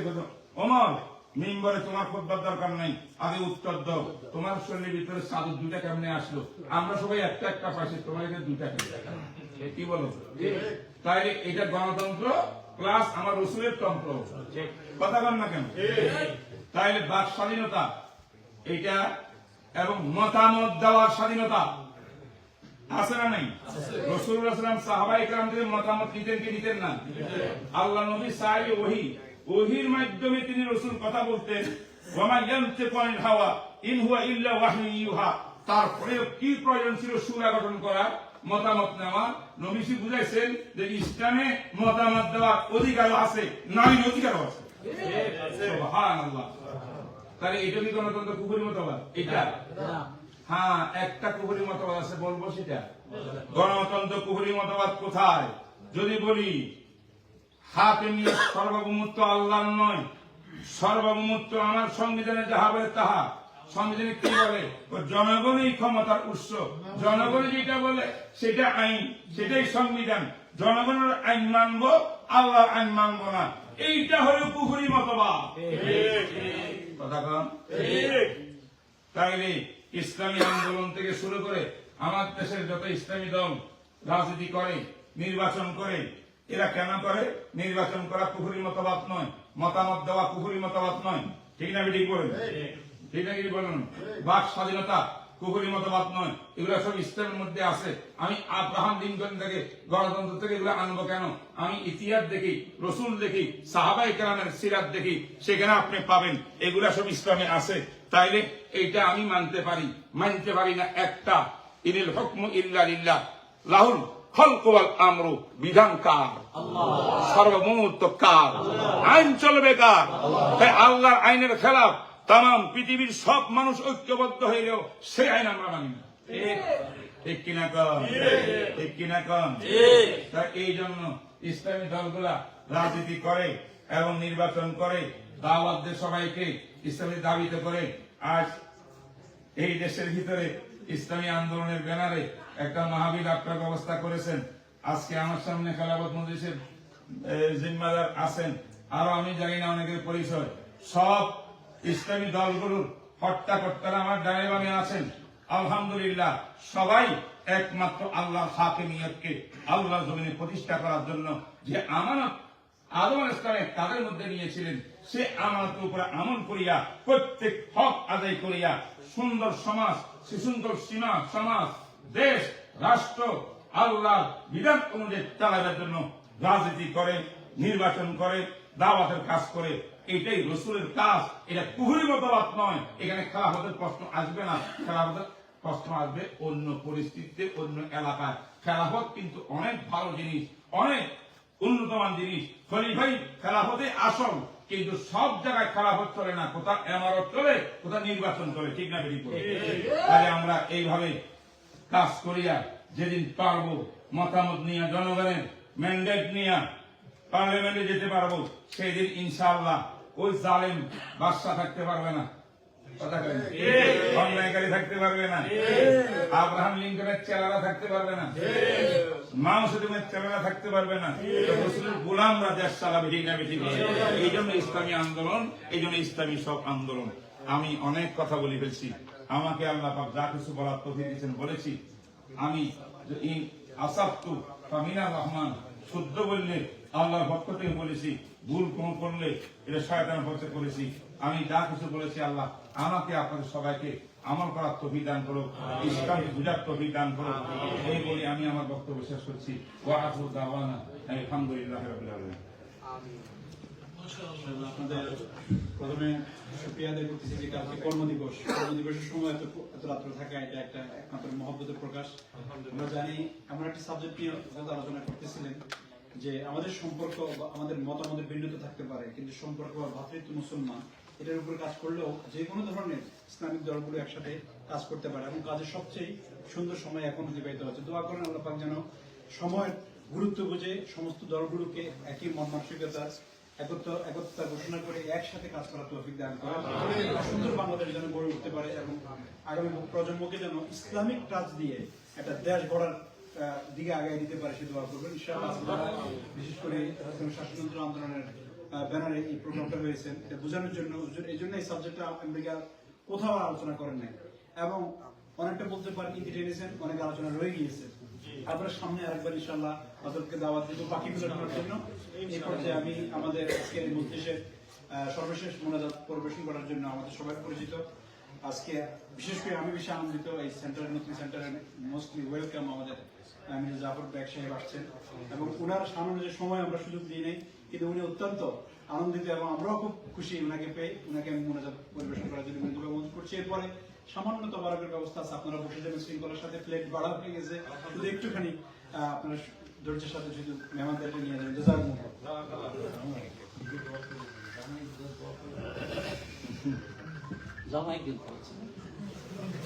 نرشد اللهم صل على محمد وعلى ال محمد كما صليت على ابراهيم اللهم بارك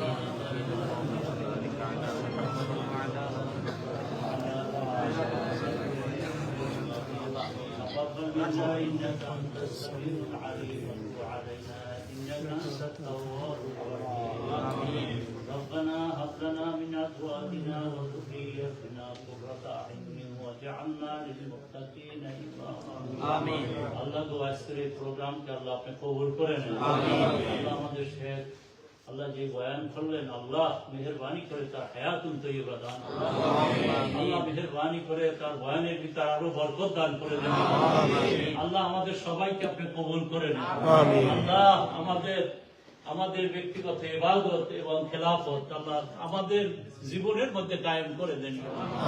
ইয়া আল্লাহ আমাদের জীবনের ইবাদত এবং খেলাফতকে আল্লাহ আপনি শুদ্ধ করে দেন। ইয়া আল্লাহ, আল্লাহ মেহেরবানি করে আজকের আশাকে জড়িয়ে করে কিয়ামতে আপনি আমাদেরকে মাফ করে দেন। আল্লাহ এই আন-নূর কালচারাল সেন্টার আল্লাহ আজকে প্রথম এসেছি, আল্লাহ দেখা ভালো লাগলো, আল্লাহ আপনি কবুল করে নেন। আল্লাহ মেহেরবানি করে এই সেন্টারকে কবুল করে নেন। আল্লাহ আপনার কাছে ফরিয়াদ করে মাবুদ মেহেরবানি করে আমরা যারা এখানে বসেছি, আল্লাহ কিয়ামতের ময়দানে আপনার হাবিবের জামাতে বসার তৌফিক করে দিন। আল্লাহ কিয়ামতের ময়দানে যেন আপনার হাবিবের জামাতের সাথে বসতে পারি। আল্লাহ আজকের এই বসাকে জড়িয়া করে আল্লাহ আপনি আমাদেরকে মাফ করে দেন। আমিন। তাকাব্বাল মিন্না ইন্নাকা আনতাস সামিউল আলিম ওয়া তুব আলাইনা ইন্নাকা আনতাত তাওয়াবুর রহিম। আল্লাহ ইসলামী আন্দোলনের থেকে এই যে আজকে অনুষ্ঠান হলো, আল্লাহ এই অনুষ্ঠানখানাকে আল্লাহ আপনি কবুল করে নেন। আল্লাহ মেহেরবানি করে আমাদের বাংলাদেশ, আল্লাহ বাংলাদেশের কথা যদি ভালো শুনি ভালো লাগে ইয়া আল্লাহ। যখনই দেখি কোনো মারামারি হয় আল্লাহ কষ্ট লাগে ইয়া আল্লাহ। আল্লাহ ওই দেশে আল্লাহ আপনি ইসলামী শাসনতন্ত্র কায়েম করে দেন ইয়া আল্লাহ। আল্লাহ কোরআনিক আইন চালু করে দেন ইয়া আল্লাহ। আল্লাহ ওই দেশের থেকে সমস্ত শয়তানি উঠাই নেন ইয়া আল্লাহ। আল্লাহ যারা শয়তানি করে তাদেরকে আল্লাহ আপনি হেদায়েত দিয়ে দেন ইয়া আল্লাহ। আল্লাহ তাদেরকে আপনি হেদায়েত দান করে দেন। তাকাব্বাল মিন্না ইন্নাকা আনতাস সামিউল আলিম ওয়া তুব আলাইনা ইন্নাকা আনতাত তাওয়াবুর রহিম। ওয়া সাল্লাল্লাহু তাআলা আলা খায়রি খালকিহি মুহাম্মাদিন ওয়া আলিহি ওয়া আসহাবিহি আজমাইন ওয়ারহামনা মাআহুম বিরহমাতিকা ইয়া আরহামার রাহিমিন। সালাম।